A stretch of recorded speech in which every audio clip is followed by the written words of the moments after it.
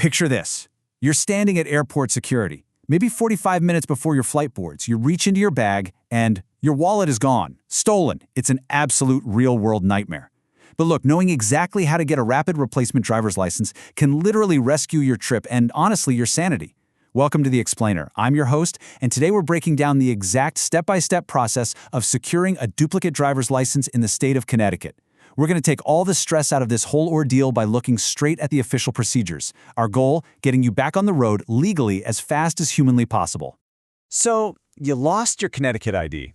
Maybe it slipped out of your pocket at a coffee shop, or maybe it went through the wash and now it's just a crumpled piece of plastic, or, maybe it was stolen. First off, take a deep breath. It really does happen to the best of us. But what do you think actually happens next? You're probably bracing yourself for endless lines and a mountain of red tape, right? Well, it absolutely doesn't have to be that way if you just know how the system works. Before we even get into the how, let's just rip the Band-Aid off and look at the bottom line. It's going to cost you exactly $30 to get a replacement standard driver's license in Connecticut. That's just the hard truth, the absolute baseline we're working with today. No matter how you lost it, you're going to need to budget $30 to make yourself whole again in the eyes of the DMV. All right, let's dive straight into this roadmap so you know exactly where we're headed. We'll be covering the missing license dilemma, essential documents and eligibility, 3 ways to apply, fees and timelines, troubleshooting and myths, and finally, a quick recap and disclaimer.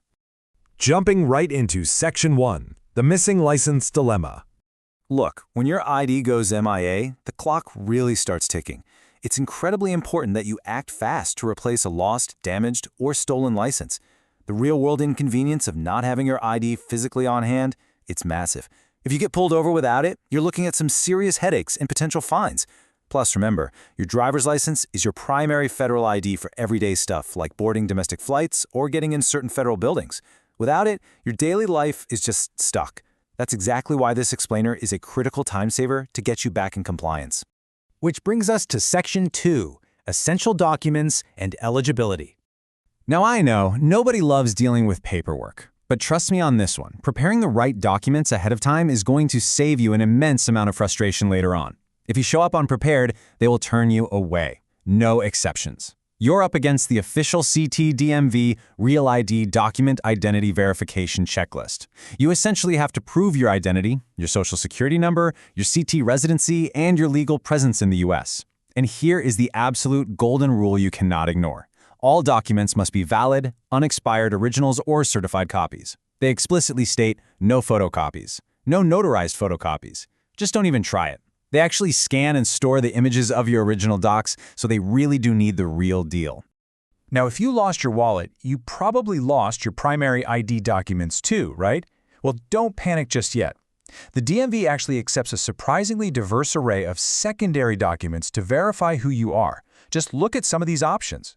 If you're missing the standard stuff, your application could literally be rescued by your military discharge papers, the DD-214, or, believe it or not, a Connecticut pistol or revolver permit.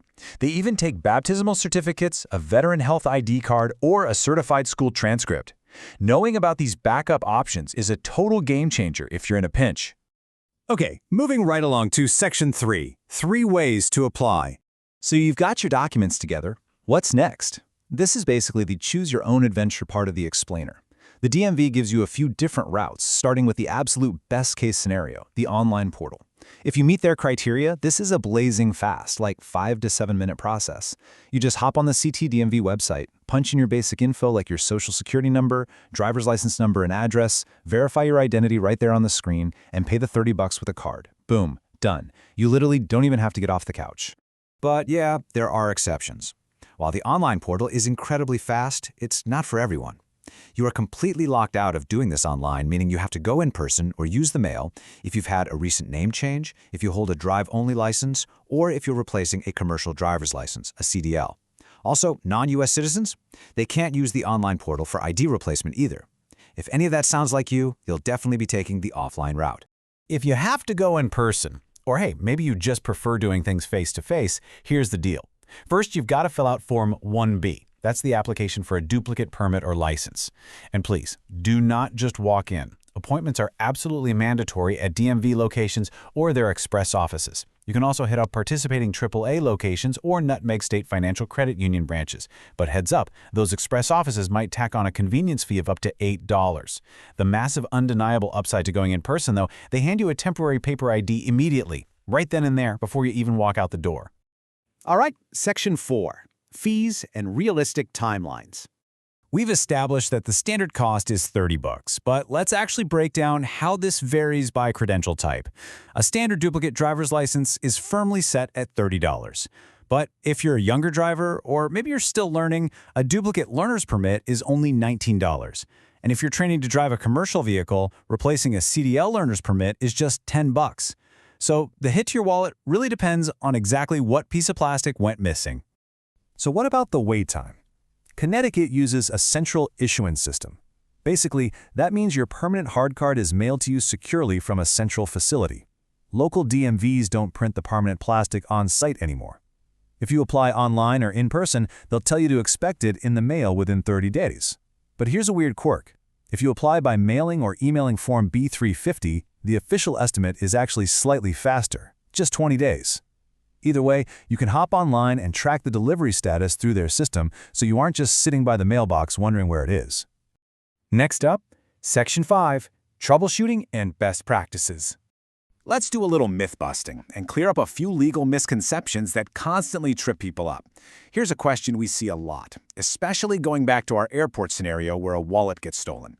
If you're the victim of a crime and you do the right thing, you file an official police report, will the DMV waive that $30 replacement fee?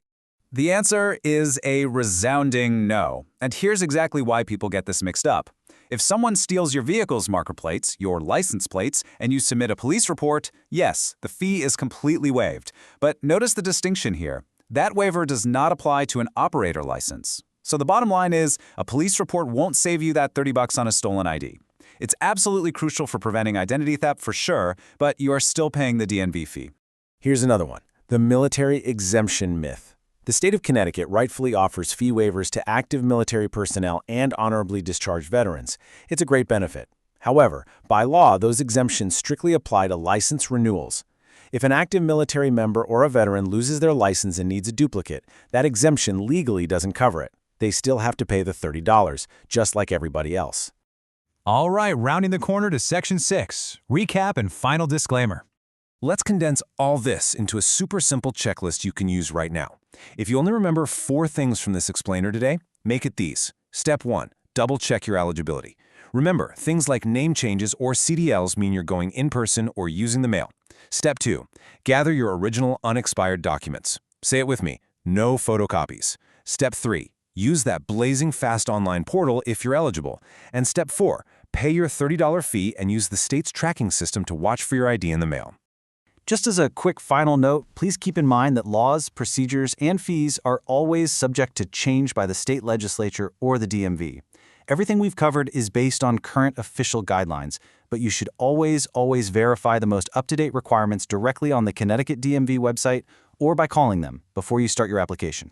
Which leaves us with one final thought.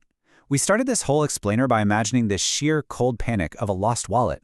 Now that you know exactly how the Connecticut DMV handles replacements, what is your backup plan for the next time your ID goes missing? Do you even know where your original birth certificate or your DD-214 is right this second? You might want to bookmark or save this explainer for future reference, and definitely share it with friends and family. That way, if disaster ever does strike, nobody has to panic. You'll know exactly what to do. Thanks for learning with us today.